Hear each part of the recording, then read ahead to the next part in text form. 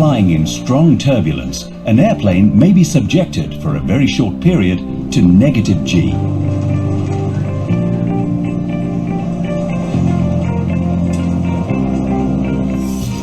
At less than 0 G, the fluid flow may be disrupted in some circuits. There may be issues with engines operation, fuel feeding and transfer, oil and hydraulic systems, etc. Tests are carried out to check that the aircraft continues to operate properly and that everything returns to normal quickly when exiting these negative G conditions. The regulations for flight at less than 0 G are slightly different in the United States and in Europe. The demonstrations performed by the manufacturers cover the requirements for all countries. During a single flight, the aircraft has to be flown during a total of 20 seconds at less than 0 G, including a continuous period of at least 7 seconds with maximum thrust. Another test requires a maneuver containing at least 2 excursions to less than 0 G in rapid succession, in which the total time in negative G is at least 5 seconds. The tests are performed with a low amount of fuel, representative of the end of an operational flight. For other fluids, such as oil and hydraulic, the demonstrations are performed with minimum and maximum levels of fluids in different flights. For these tests, a specific preparation of the airplane is needed. All equipment on board must be properly secured.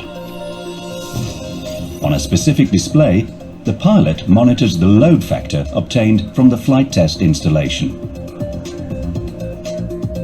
He may also observe it on the ECAM display. As obviously the aircraft cannot be flown upside down, specific maneuvers are performed to demonstrate the requirements.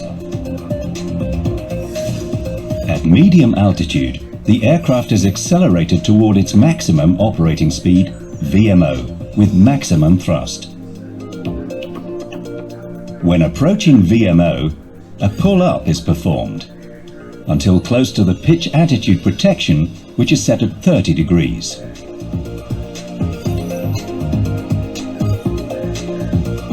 Then the pilot pushes smoothly on the stick until obtaining a negative G. He monitors the load factor on the display and keeps it slightly below 0.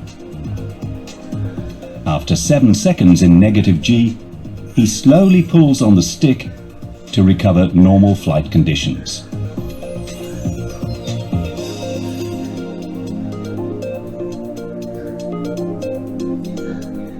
The engine not under test is set at low thrust when pushing on the stick. The engine under test is kept at maximum continuous thrust until full recovery for the various systems. The target is not to expose all engines to negative G with the same thrust.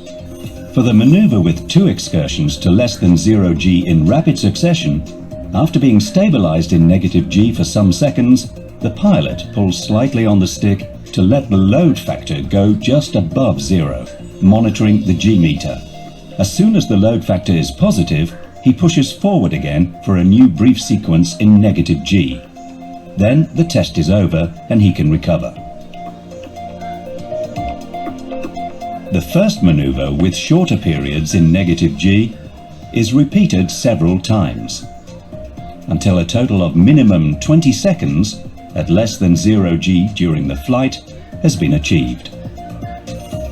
There may be various warnings during these maneuvers. They should disappear quickly after the recovery. All systems are checked carefully after each sequence with a load factor at less than 0 G. This negative G test is performed on new programs.